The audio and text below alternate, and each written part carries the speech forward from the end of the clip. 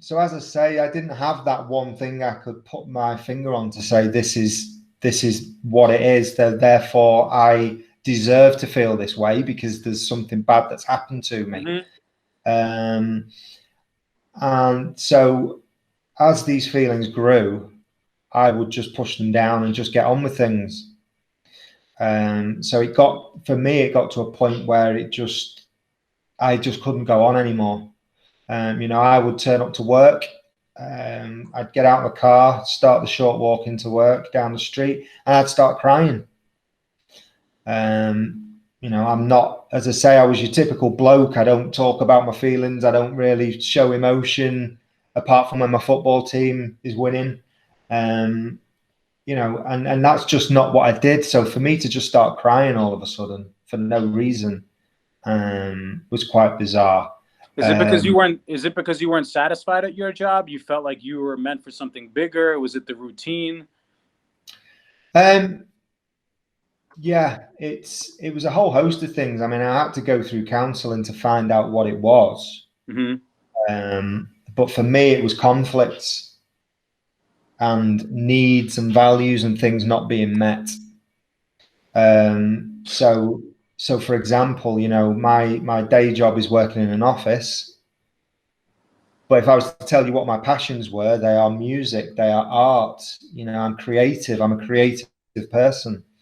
And that used to be that need was met by the fact that I used to gig. I used to be in bands. I used to play. I used to write. I used to paint. I used to, carve wood. I used to do all that. But as I started to get into my depression and losing the passion for those things, I stopped doing them. And then it gets worse and it gets worse and it gets worse because you get deeper into a hole. And you move further away from the person that you are and the person that you want to be. Yeah, exactly. Another classic conflict I had was around parenthood. I had this vision of this parent that I wanted to be. I wanted to be there. I wanted to be at the school plays. I wanted to be at the Christmas nativity. I wanted to be there for the after school clubs. I wanted to be there in the morning. I wanted to be there in the evenings. But for me to provide for my kids and to further my career, to be able to get more money because I'm thinking it's just about the money. I've got to get money to be able to provide for them. So like you said before, we can go on the holidays, we can have the nice house, we can have the nice car.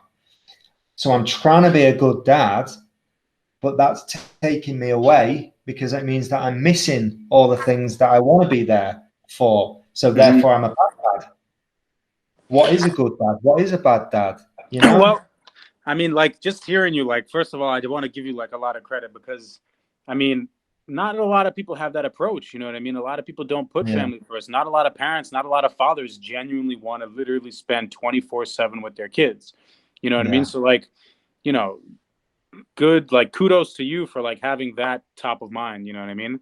And I mean, bro, it's unfortunately there's always a sacrifice and you can't always get what you want at the time, One thing, I mean, look, just to kind of like, I'm away from my kid right now. I haven't seen my son since February. We're now in the middle of June, For me, I love my kid more than anything in the world. But I'm okay with the fact that I'm not around because I know, like, all right, this is a sacrifice that I'm like making now. This is the work that I'm putting in now. This is the life that I chose. And these are the decisions that I made in order to be able to live the life that I want to live with my son later. So for me, like, it's always like, if you were talking to somebody, if you had a friend during that time where you could say, look, Dave, like, it's all good. Like, I know you want to be at home with your family, but like, this is what you got to do. And it's all good because you see them anyway. It could be worse. You could be divorced. They could be living in a different country. Like, put in the time now, keep grinding it out, bang it out. And then later when you are older, then you're going to be able to spend more time with them together. It's, I mean, sometimes just that understanding and that little, like bit of advice could make it easier, makes it more bearable,